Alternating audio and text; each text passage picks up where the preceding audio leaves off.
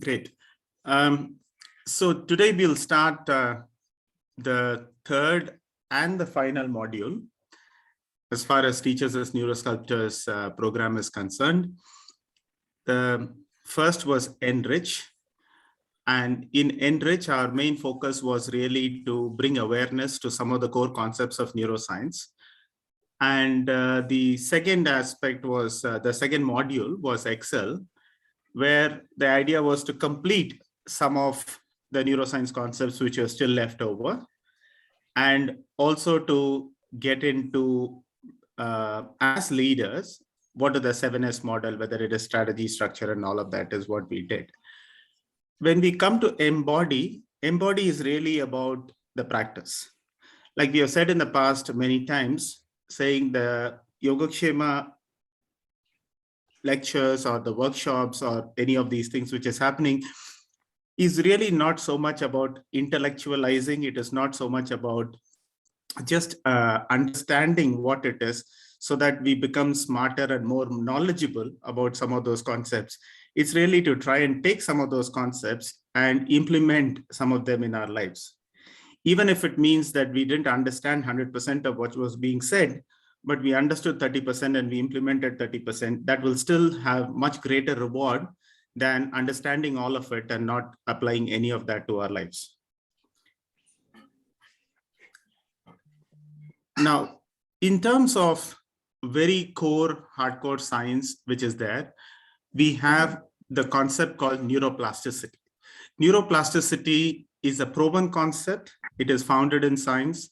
And basically it says that through the process of thinking, feeling, behaving, acting, we can fundamentally alter the structure of our brain itself. The second aspect is about understanding self. Understanding self in the sense, how do we make the effort to understand ourselves better? If we are able to understand ourselves and deploy neuroplasticity, the place where the two come together is really the neurosculpting process. Neurosculpting is when we are able to integrate the two, understand many aspects of ourselves, and then integrate that with neuroplasticity, and working on ourselves is really what neurosculpting is. And as we keep doing neurosculpting, the final outcome, output, whatever we want to call that, is a more evolved self. Now, understanding self is a bit of a catch-all phrase. What does really understanding self mean is really where we spend a lot of time. What was that? We gave it some kind of a structure, and we said external, internal, personal, professional. What are all the various things? Every single concept we spoke about is to be able to increase our awareness to self. Neuroplasticity per se, we spent only one session on that to show what neuroplasticity was. I'm getting an echo. Thank you, Sarika. So neuroplasticity per se is something we spent only one session on, and we spent multiple sessions in terms of understanding self. Now, to combine the two and to go through the process of neurosculpting to an evolved me is at the core of Embody. So today's session is really a recap, something we've all heard, but it will do no harm for us to kind of repeat some of those aspects. And I will do that for about half an hour to 40 minutes. Ambitious. I have 52 slides, I think. And the balance 40 minutes, we want to spend time in terms of what are the projects we are getting into when all of us will come and come prepared and present something. What we have done so far is really can be placed in 4 different blocks. One is at a personal level, internally. If I have to inquire about my personal self and I want to do an internal inquiry, then it is these things, which is about our belief systems, values, belief, morals, perception, and so on. If it is personal, but about our external self, the way we interact with the society, the world, the family, the colleagues around us, okay? It is, but in here it is about personal. It's still personal, where then it is about flow, ikigai, and interpersonal relationship. Then in our professional self, there are things which are internal. How do we set the vision? How do we manage our time? How do we do critical thinking, stress management? All of that is there. And finally, our external professional self, which is about our ability to create teams, ability to communicate, and strategy, structure, and all of that. Right? And for all of these things, every one of these things, we need to take advantage of the intel insight of the neuroplasticity insight, because that is the mind which we have. We have to take advantage of that and deploy neuroplasticity to be able to sculpt ourselves, to be able to evolve as a human being.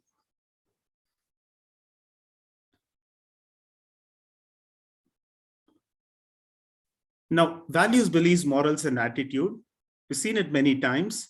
Values is what I think is important to me. Beliefs is something what I take to be true. If something has to be done in a certain way, that's my belief. That is not my value. That is not my moral. That is not my ethic. That is not my procedure. That is really my belief, because I believe this is the way it has to be done. Beliefs are not universal. Even values are not universal, except for a few values. Morals, again, not universal, what I believe to be right. And finally, we have attitude, which is how do I behave and who am I? So how do I behave is about the attitude. The first thing we have to understand about what values, beliefs, morals, and ethics and attitude is they are not universal. Just the simple understanding that they are not universal, that my values might be very different from the values of others, and your beliefs might be very different from my beliefs, itself will bring about an acceptance and a change. Each of these things is shaped by our socio-economical, educational conditioning, societal conditioning, which happens, and that shapes, and the time of the society, the place, all of that shapes our values, beliefs, morals, and attitude. A large part of dissonance, when we come into interpersonal relationships and we see something is not working out, then a large part of the dissonance usually will go back to values, beliefs, morals, and attitude, because our beliefs might be very different from somebody else's, and therefore we can't get together into a proper interpersonal relationship. This recognition about this non-universality, just the sheer recognition, will give us a greater acceptance and be less judgmental. The second aspect is about perception. Perception is, there is a reality which is out there, but none of us can see reality as is. What we can see is, we can see it through our senses and process it through our pre-existing ideas in our mind. And therefore, what we see is not reality. What we actually process and store is our understanding of the reality. It is our perception. So when we see something, we either see it, hear it, smell it, taste it, whatever, it comes through our senses. And then it gets processed through the various filters we have. And then we present or store our own reality. And that reality is the perception which we had. And that is what we broadly, or what we think as truth or reality. They're not about truth, reality, or fact. It's about our perception. And that's all that is there to it.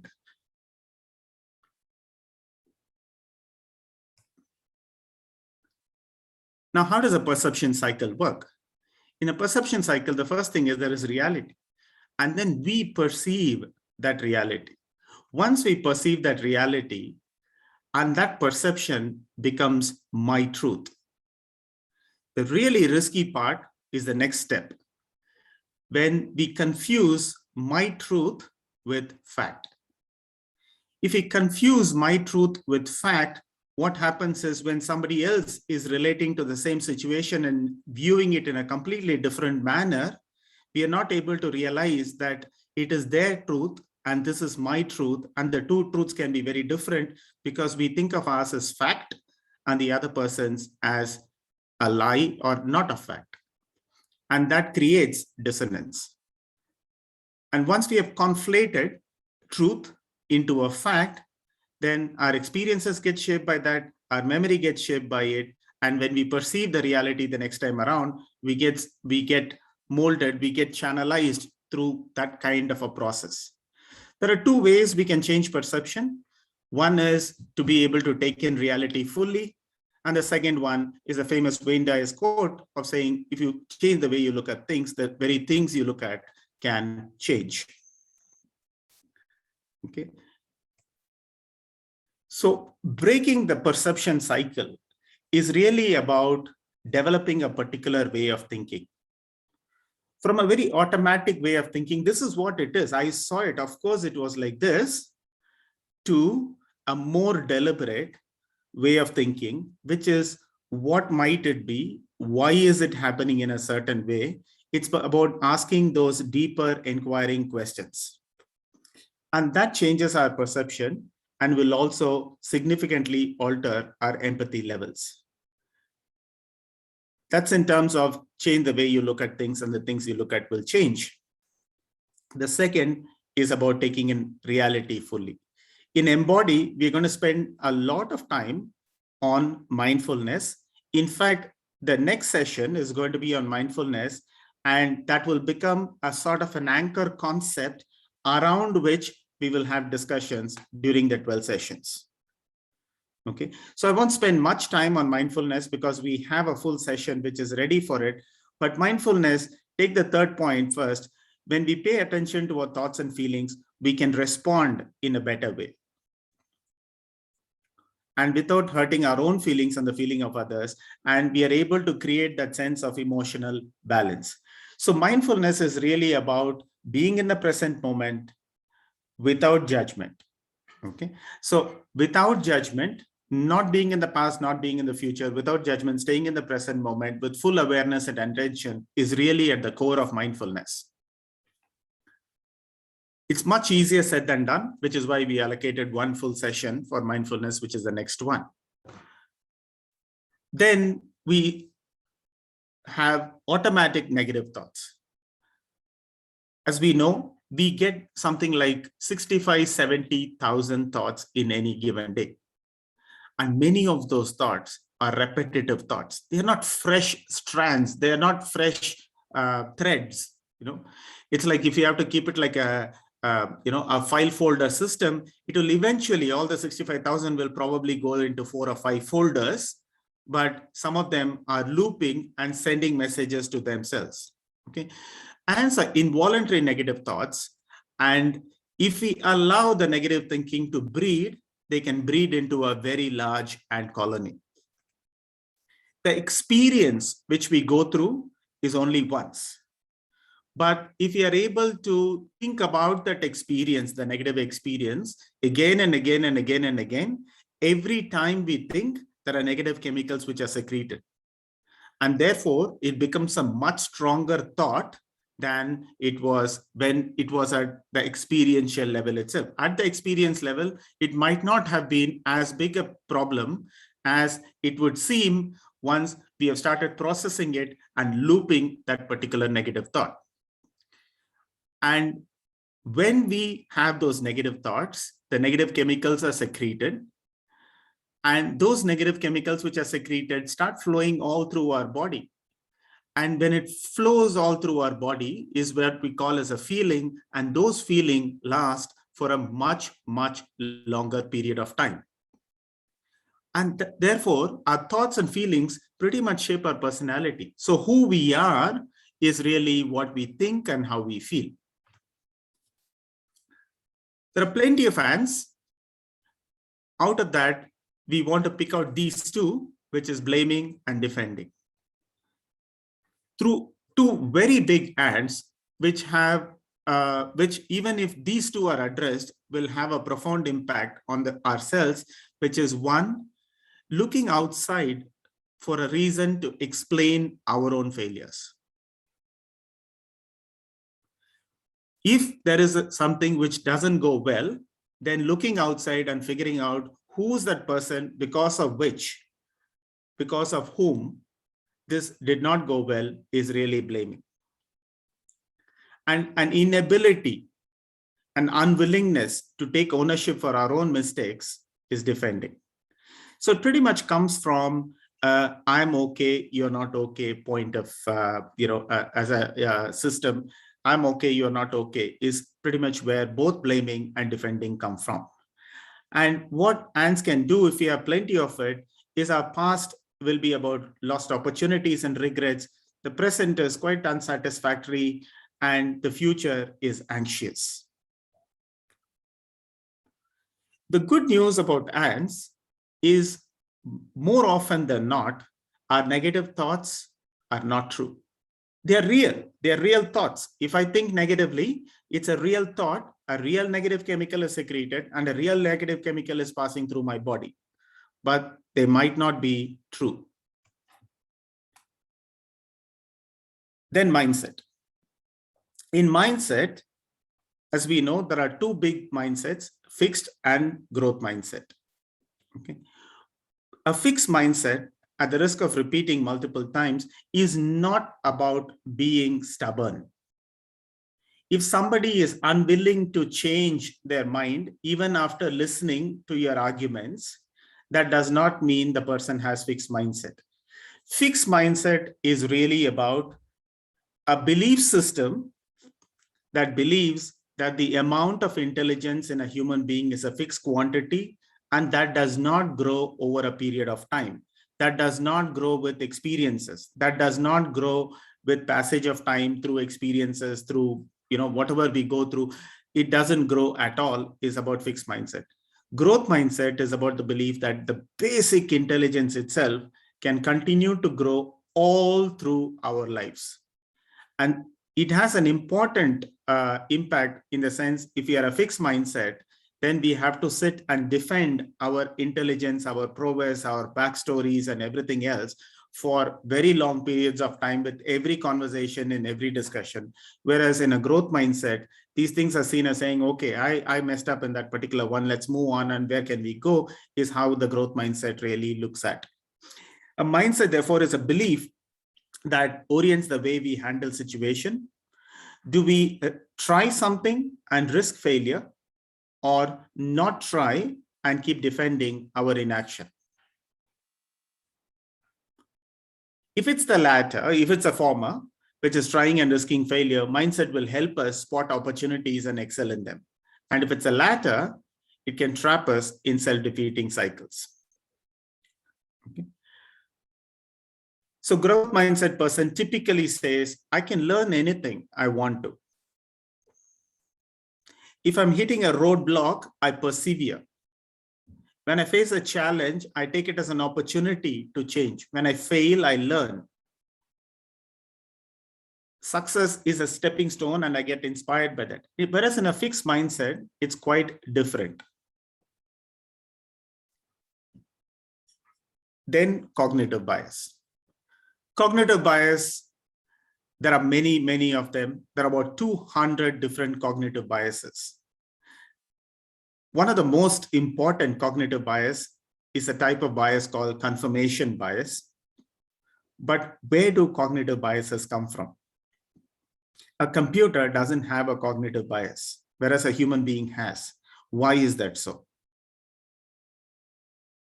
Because we understand things through association. We understand all the unknowns from our current knowns.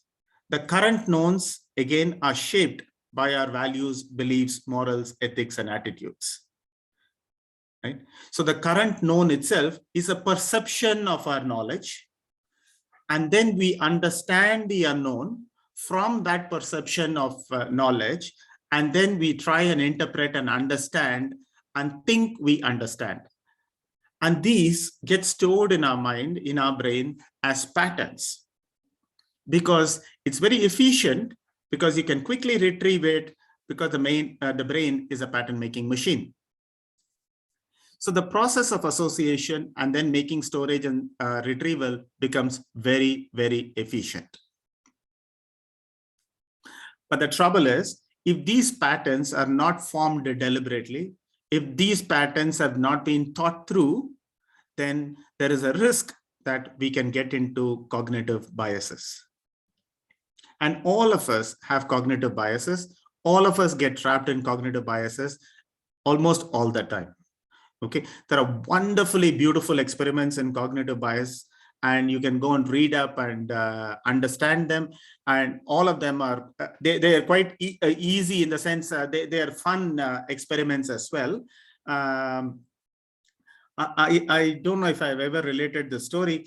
There is one where there was this famous experiment which was done, where I think it was done with grad students.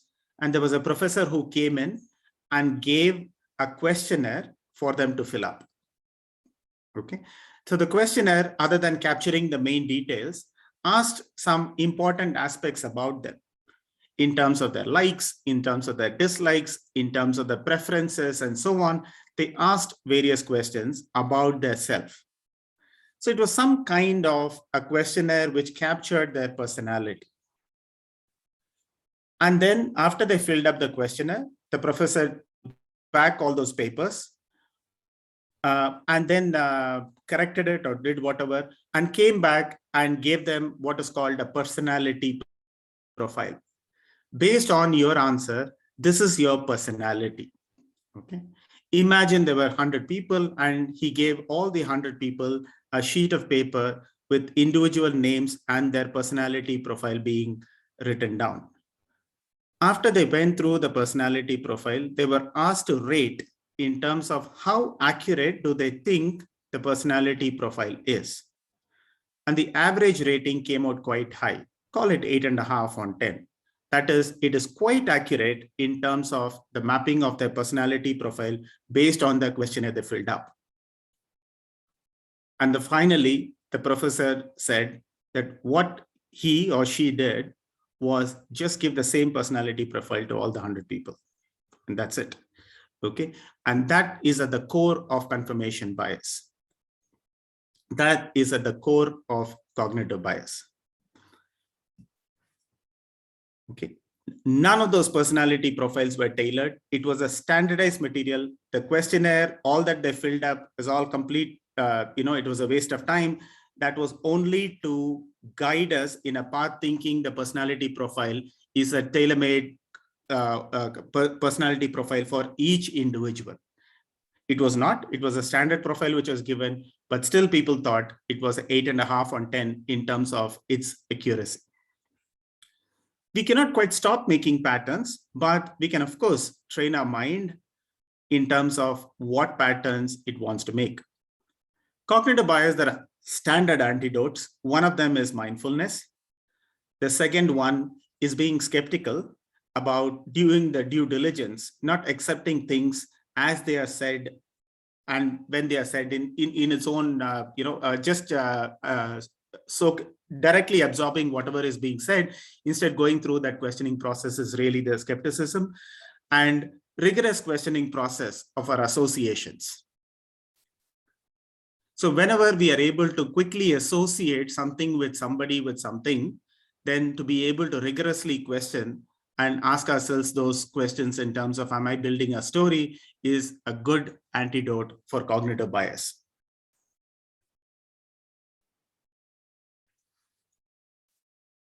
And finally, in internal personnel is habits. Some of the core characteristics of a habit are: one, habits are exceptionally powerful. They're very slow to acquire, but very tough to break. Here, note that we are not talking about habit as necessarily a positive habit or a good habit or a negative habit or a bad habit. We are not making any value judgments about it. We're just calling habit as something which we do almost automatically, repeatedly. Could be good, it could not be, it need not be good. So habits are essentially effortless and they are hardwired. Once they are hardwired, we know that if it is in our lower center, okay, then these things are automatic. You don't really need any effort. We don't make an effort to breathe. We don't make an effort when we are walking, and we don't say left, right, left side, because these are all controlled by a different part of our brain. However, we can't do a mathematical calculation with that part of the brain, because mathematical calculation is about effortful thinking, or communication is again effortful. Processing logic is effortful. Planning is effortful.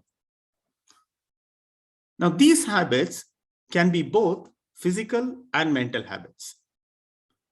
It could be gluttony as a physical habit, or it could be automatic negative thoughts looping as a mental habit.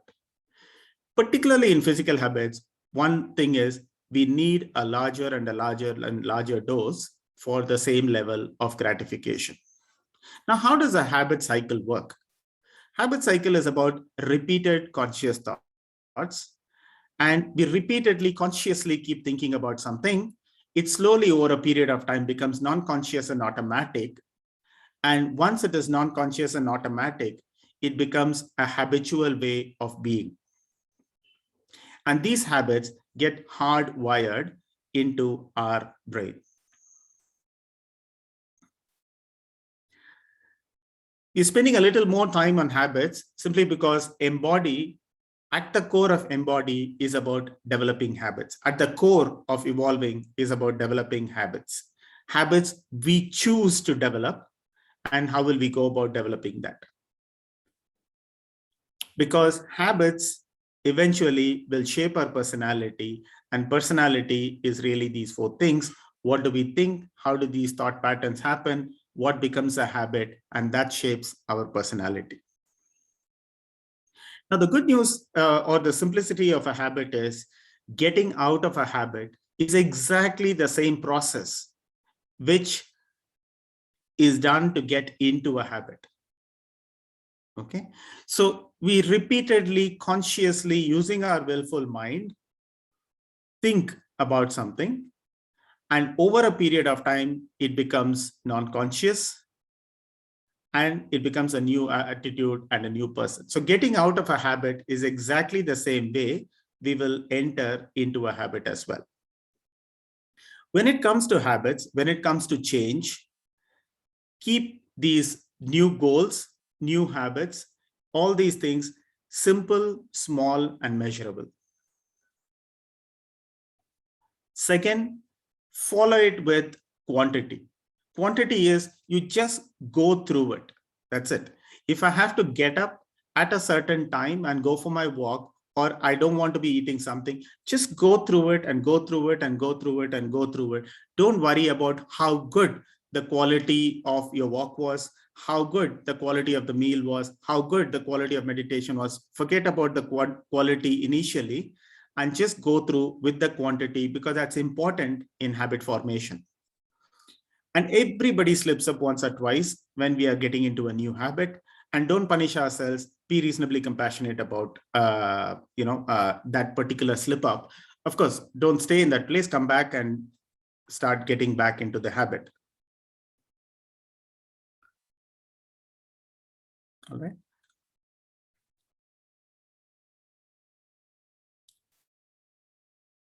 So in summary, all we are trying to say is that reality is not the same for everybody. We take the reality through our sensory inputs. Sometimes those sensory inputs are not fully open and aware of things which are going on out there. Many times when we go to a mall or somewhere with our child, we'll realize the kind of things they see and the kind of things we see are very, very different. Are they right or are we right? It's just that we cannot soak in 100% of what is there. Mindfulness will get us a little closer to that in terms of absorbing and taking in the sensory inputs well. But taking in sensory inputs well, but having a processing machine which is not properly fine-tuned is a bigger problem. So if you're mindful and we have perception and belief system issues and mindsets and cognitive biases, we are better off not being mindful. Okay, so if you're mindful, if you're able to open and absorb all that is there, it is also quite important that our processing is happening effectively. And through the processing is where we get our reality. So both those are very important. How is our machine tuned, our mind, and how much of the reality are we absorbing? And both are important for us to form the right idea of reality, which is as close to the reality as much as possible. The second aspect is about impersonal but external, our outward self, about our purpose, about our ikigai, about our interpersonal relationships. This is what we saw. There are 2 or 3 core ideas here. The first of them is the idea called flow, an idea which was developed by Mihai Csikszentmihalyi, which talks about on the one axis, you have how good you are is one axis, your competence, and the other axis is how challenging is something. If you're really not good at something, but the challenge level is also very low, then we stay in a place which is apathy. Apathy is the place where we stay. However, if you're exceptional in doing something, but you're not finding the right amount of challenge, then you get into boredom. If you're not good enough in something and the level of challenge is very high, it leads to anxiety. So the 2 places to focus on are this anxiety, where our ability is low on something, but the challenge level which is given to us is very high, leading to anxiety. Or where our ability is very high, whereas the challenge level is very low, leading to relaxation and boredom. So often we say that, I don't want to take up a larger thing, or I don't want to be doing this. I just want to stay in areas in my comfort zone. But research has proven staying in a comfort zone doesn't create the right amount of ingredients for you to have fulfillment. Fulfillment really comes when we are in our flow, or at least more often than not, when we are in our flow, where the challenge is very high. We take on something which is quite large, and our ability on something is also reasonably high, and then we marry the 2. We will keep flipping between arousal and control. Okay, more often, in my case, I get into that place where I kind of try and do something which is slightly beyond your ability, and take up a challenge which is beyond your ability. Thereby, it gives the right amount of arousal, but the ability has to improve for us to get into flow. As a leader, when we are looking at people, okay, keep asking this question as to, are we matching the challenge to competence of people? If you're able to match the challenge level with the competence of the individual, a large part of our job is done as a leader. Now, Ikigai is a more recent concept. It has been put together in a book and all that, which is those 4 circles: what the world needs, what are you good at, what is that you love, and what will pay in terms of tangible or intangible rewards. Okay.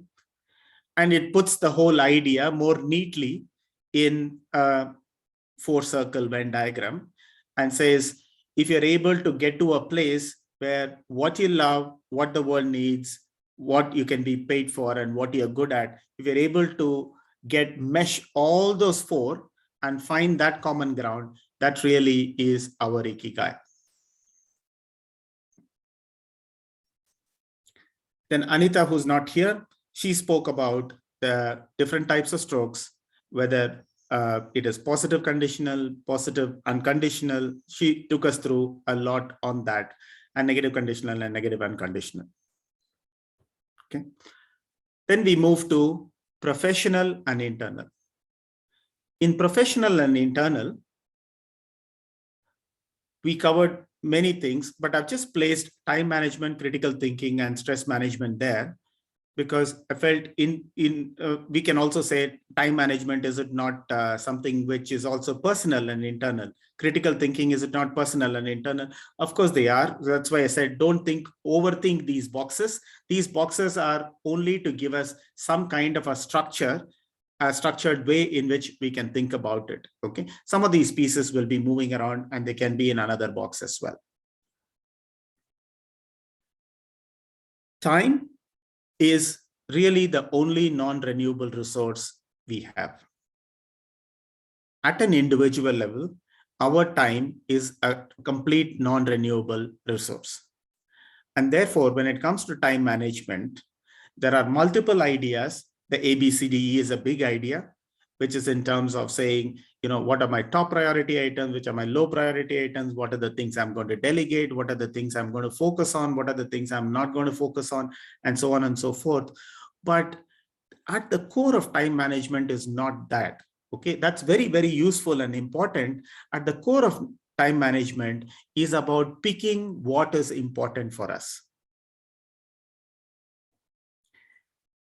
Which is why we put that small little thing saying, whenever we get stuck, whenever we are not able to focus on something, whenever we are struggling with time management, instead of saying, I didn't have time to do something, just change the wordings to say, it was not my priority to do that.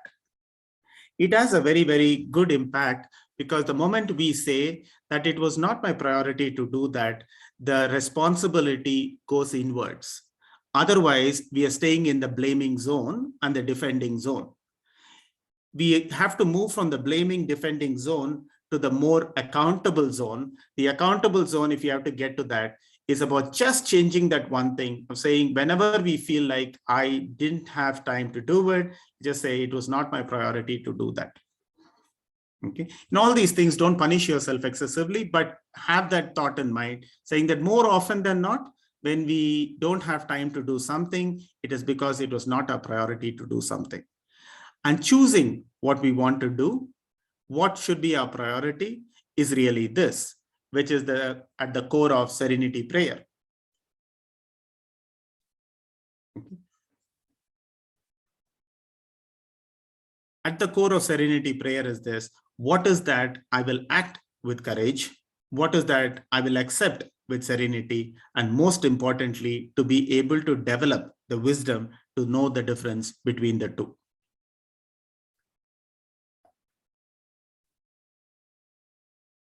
Pressure and stress are different things. Pressure is external, right? It is what everybody gets applied. So pressure is applied on us, on individuals at all times through our various interactions and the society around us. Stress is what is that we choose to do. Pressure is not a choice. Getting stressed is a choice. Whether it stresses, that pressure stresses us or not, is clearly a choice.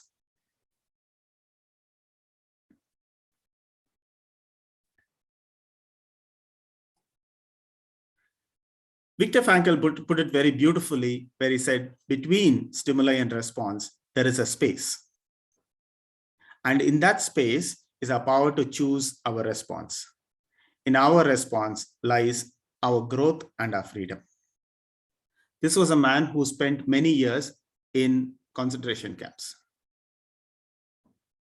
And he created an entire field called logotherapy. That's for another day. Then comes critical thinking. Critical thinking, particularly in a world where we have subcontracted our critical thinking to the news media and to WhatsApp, this becomes even more important. At the core of critical thinking is to be able to take something and not just directly accept it, but to be able to critically examine it. It doesn't matter who said it, when it was said. By, you could have the best of people. Abdul Kalam can come and say something to me, and I don't need to accept it for what it is. The first step in critical thinking is skepticism. The second one is people will try to latch on to your lower center. And what makes it very powerful, if I'm able to create fear, then I can latch on to your lower center. Okay, so fear feeders, breaking news and all of that, by all means read long articles, breaking news, and this is happening, that is happening, this particular election, that one, this one, that those are all fear feeders, and we are better off staying away from it. Okay, some part of my life gets spent in my focus on trading, right? In trading, I need to be on top of news in terms of what is happening globally, what is happening at a national level, what is happening at a stock level, what is happening at a macro level, what is happening at financial institutions, and so on. You know what? You don't really need a lot of that. Even for a job where it is normally an accepted norm to be thinking that you need a lot of that, you don't need a lot of it at all. You just absorb what are the key elements through large articles, and we can forget all the noise which happens on a day-to-day basis, whether it is through television or any other media. Nowadays, it's more WhatsApp than television.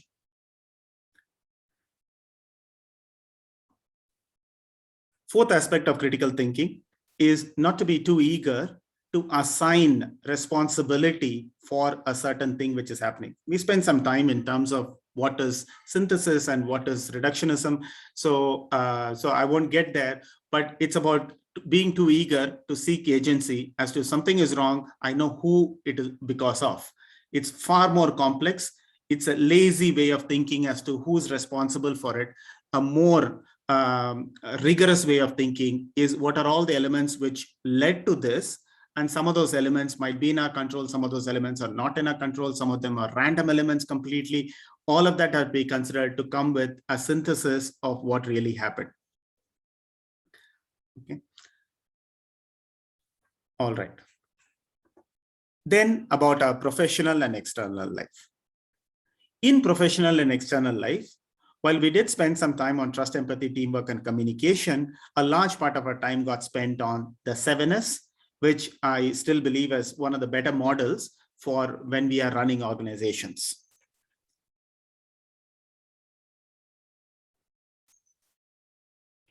Okay. So some of the characteristics when it comes to trust, Stephen Covey, when he was brought in for a lecture, he was talking about trust as being the most important characteristic of a leader. Okay, I don't know, that's Stephen Covey's understanding of it. Now, characteristics of trust are about our ability to empathize and demonstrate concern, being clear and transparent with our thought process, taking difficult situations head on, and having a sense of accountability. When things go wrong, things went wrong because of me. Okay, that is leadership, where we assign the responsibility. We don't analyze it, we assign the responsibility to ourselves and then say, this is why it went wrong. There might be subsidiary reasons why something went wrong, and that will lead us to a different thing. So by practicing that, okay, what happens is it becomes a more natural process with our interpersonal relationship and everything else. Trust, if there is trust in a certain relationship, we don't need many words, we don't need many other things, because it is implicitly understood in that relationship.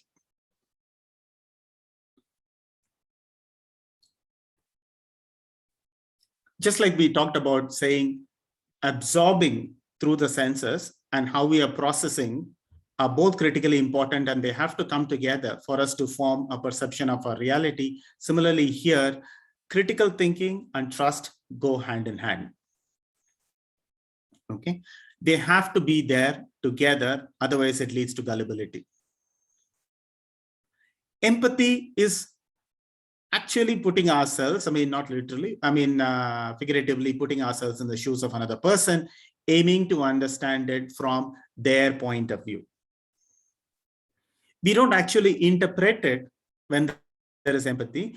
We don't interpret what they're saying. We are not giving solutions for that. We're just imagining what it must be like. for us to go through the experience the other person is going through. There are some guiding principles around empathy, which is trying not to talk and relate to the story, and definitely do not try and solve the problem. Empathetic listening is how do we respond when a child enthusiastically starts on a story of a field trip, and that has all those 4 things: active positive, active negative, passive positive, and passive negative. Passive positive is the most is the most common response. The most common response when somebody approaches us enthusiastically is a passive positive. What is a passive positive? A passive positive is like saying, oh, wow, that's really awesome. Okay, that's a passive positive. An active positive is making the person relive that experience. Okay, or relating to the whole thing. Sharing the joy of that particular person along with the person is active positive. Active negative is something most of us don't do. And passive negative, possible. If we are disinterested, passive negative happens. Passive negative is a bit like, is that so? Okay, so so changing the topic or getting into something else, is all of that is passive negative.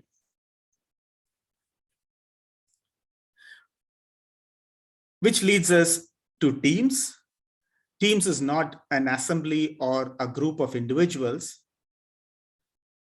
Okay, it's about, is the sum of the parts punching at a weight which is higher than the sum of the parts? Is the whole greater than the sum of the parts? Then we are pinching higher as a team. That means there is a leverage which we are creating because of the team effect. Otherwise, it is just an assembly of 7, 8, 10, 20, 50, 100 individuals. And that is not really a team. That is people performing various roles inside an organization. At the core of teams is shared values. Good teams typically tend to have a very high level of trust, where people, I have your back is really what is there when it comes to good teams.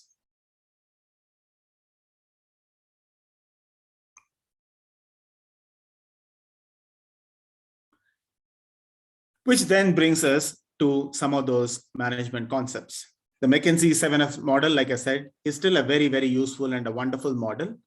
Okay, where the 2 authors looked at a bunch of companies in the US and came up with what is that which makes successful companies successful. And they brought it down to the McKinsey 7S model, which is about the hard S's are strategy, structure, and systems. The soft S's are skill, staff, and style. And at the core, at the heart, is the shared value. We obviously don't have time to go through all of them. Let me do a time check. Okay, I should be winding up another 5 minutes max. Well, 10. Strategic intent is like a goal, but it is not a goal you can reach. Okay, it's very important to understand it. Very important for everybody to understand it when it is communicated. It is like a goal, but it's almost a 0% chance of reaching. Okay, so when you say that I want to be here, it has to have that common understanding within your team, in your school, within your teachers. It has to have the common understanding that it is very unlikely we are going to reach it. But there is no other way to set a goal. Setting easy goals and triggering those goals and putting flags doesn't lead to success in its traditional sense. It doesn't lead to excellence. There's plenty of research on all of that. So a strategic intent has to have what is called a gulp factor, a big, hairy, audacious goal, where we map out a view of the future. And within the future, we map out what is that we want to be, and then come back to our current reality. So we don't go incrementally from our current reality to a strategic intent. We don't do that. We just imagine the future. Okay. With our understanding, with our limitations, because nobody can understand or imagine future accurately, but we are mandated to do that. So we have to imagine the future, develop that particular idea of the future, develop as to where do you want to be, and then you know where you are. That gives rise to what is called strategy. Okay. So strategy is not a catch-all phrase. These are clear paths. Okay. If you lay out and say, these are my 5 strategies, then there have to be 5 clear paths which will take you closer and closer to your strategic intent. Okay. Like Bama, myself, and another person, we're all a part of one team where we are saying our strategic intent is to be able to change and improve the way math is taught in our country. Do we have any wherewithal of reaching the target? No, you cannot. I mean, this math is being taught in so many different schools, in all kinds of government schools, public schools, in different languages, in different remote areas. There is no hope in hell anybody can reach that. But if we keep our target as that, which gives rise to the strategic intent, then we say, what are the different ways in which paths we can take? We might reach 5% of the target or 10% of the target, but that's fine. Okay. But the goal is a large, ambitious goal, and the strategy has to be very clear in terms of what are the different programs we will run, what are the kind of content we need to develop, who will be doing what, and all of that. That gives rise to the strategy in terms of the path we will take. Structure is very different. Structure is about manning, one part of it. It's also about defining roles and responsibilities. Manning comes more under staff than structure, but defining roles and responsibilities in a way that they are mutually exclusive, but collectively exhaustive. And in all good structures, decision-making has to come to the lowest level where the decision can be made. If every small decision has to be done at our level as the head of a school, then we are not being very responsible. We are not being overworked. So we should be very careful that we don't end up glorifying that and saying, everything in the school I have to take care. That just simply means your structure is not working.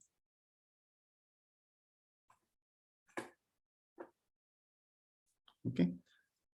Of course, we did get into that small little point saying in structure, span of control, not more than 8 direct reports. Systems and processes, let's go through it really quick. Okay. An effective system has to pass these 3 checks. Does it simplify your life? Does it save some time or money? Does it give rise to better control or quality? If it performs all these 3 things, it's a good system. If it performs 2 out of these 3, it is still a decent system.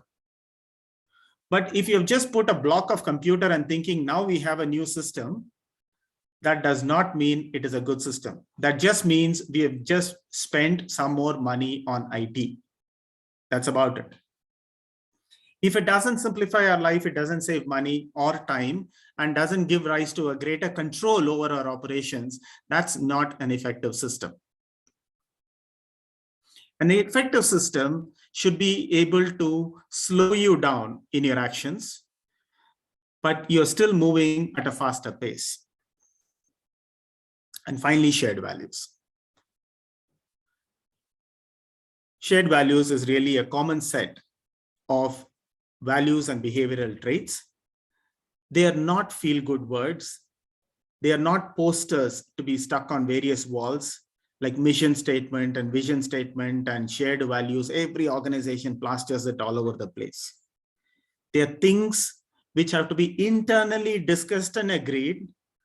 And then as a second step, it is something which everybody displays in their behavior.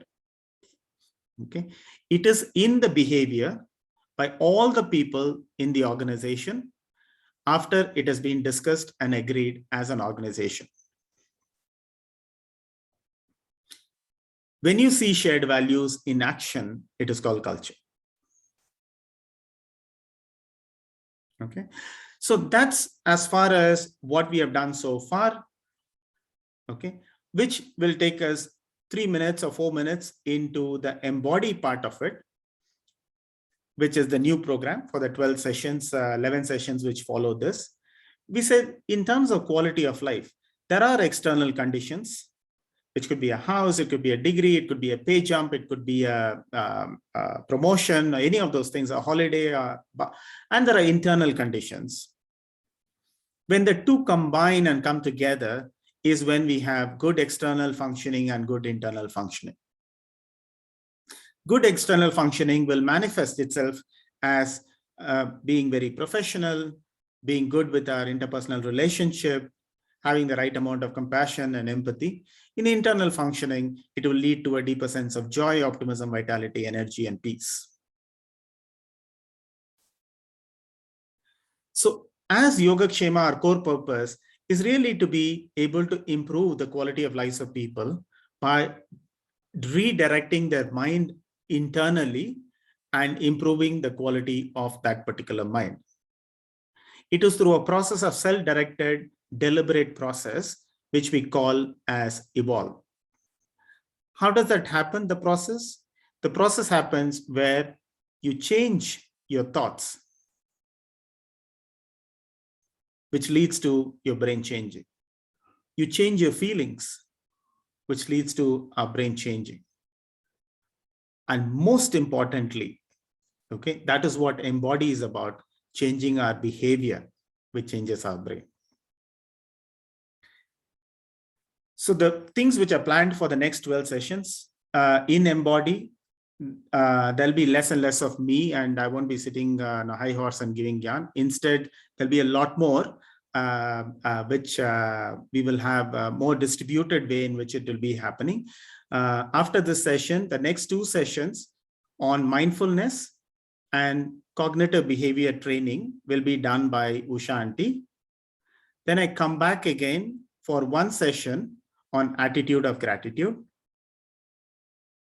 Then we have a session which is practical problem solving. We have 5 sessions which are allocated for practical problem solving. If need be, we can always extend and add 1 more if there are more volunteers. Right now we allocated 5. Lalita had said she would like to be in April. So Lalita will be on 2nd of April. And then Vasant, one of our core Yogakshema members, who's a yoga teacher and a practitioner of mindful living.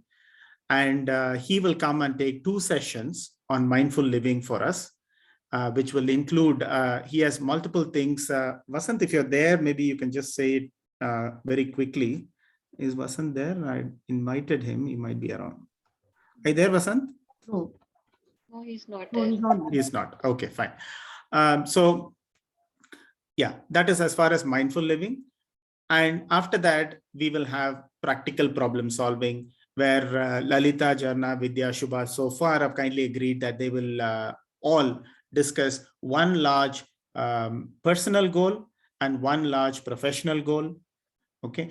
And or, I mean, if you think we don't want to be discussing the personal goal and rather focus entirely on professional goal, that's fine. So take that professional goal, try and break it into all these parts, try and think of how are we developing the strategic intent, how are we developing the strategy for that particular goal, what are the kind of structure, staffing, and everything else, and then integrate it with the various things which you talked about: personal internal, personal external, professional internal, and professional external. And how are we going to make some of those changes? We can take an existing problem and say, this is my point of departure, and this is my point of arrival, and these are the things I'm going to be doing. And once we present for about 35-40 minutes in terms of what we are going to do, then we will really get down to discussing that so that we are able to deepen all the learning we have had through the course of the last 1.25 years. Now, I just want to say this one small thing before we close my session, which is usage of willpower. Okay. Free will, as we know, is our power to choose. And willpower is really our power to move, or the more kinetic part is the willpower. Right? Willpower is what drives the change. Willpower is critically important because it can significantly shape our future. But there is one big issue when it comes to willpower. Willpower is like a muscle. If we exercise willpower too much, it will snap, it will break. You can also train willpower exactly like a muscle. You can increase your level of willpower, but using willpower to bring about change is an extremely tough process. Okay, it's an almost impossible process if we are going to deploy only willpower to make any change in our lives. Which is why most of the things which are driven by willpower are short-lived. Whether it's our New Year resolutions or keeping a diary or various different things where we make some big resolution and it doesn't seem to last long. It will last for 1 day, 2 days, 3 days, 5 days. After that, it's done. Why is that? The why is not like saying that if I push myself for 21 days, 3 weeks, I form a habit. No, you won't form a habit in 3 weeks. Maybe you will not form a habit in even 8 weeks. If one important element, one important ingredient is missing. That important ingredient is our answer to the why. Why is it I want to make this change? If I'm not deeply convinced about the why, if I'm not giving some false positives to myself to answer the why, but I have a deep reason why I want to change, then willpower just becomes your companion for a short period of time. Willpower is critically important. It becomes your companion for a short period of time when you're transitioning from one place to another. So think of it like a boat, think of it like a vehicle, think of it as a kinetic instrument which takes you from one state to another state. That's all willpower can do. But if we are not quite convinced about why we are going to the other place, if you haven't answered the why carefully, deeply, critically, then willpower, it will just move for some time and then you will return back or revert back to a previous condition. When you combine the why with willpower is when you will end up forming a habit. And once you form a habit, we know the power of habit. It gets hardwired and it becomes effortless. Okay. So the moment we are going through the change, the deep conviction has to be there, which is why don't try to make many changes to your life. Pick up 1, 2, 3 threads and say, on these 3 are my most important threads and I want to work on it. Okay. And before you start implementing, sit and think about why is that you want to do that? Why is that you want to implement that particular change? Okay. Not about what is the change, is it the appropriate thing to implement? It's not that. Why is it I want to move from one place to another?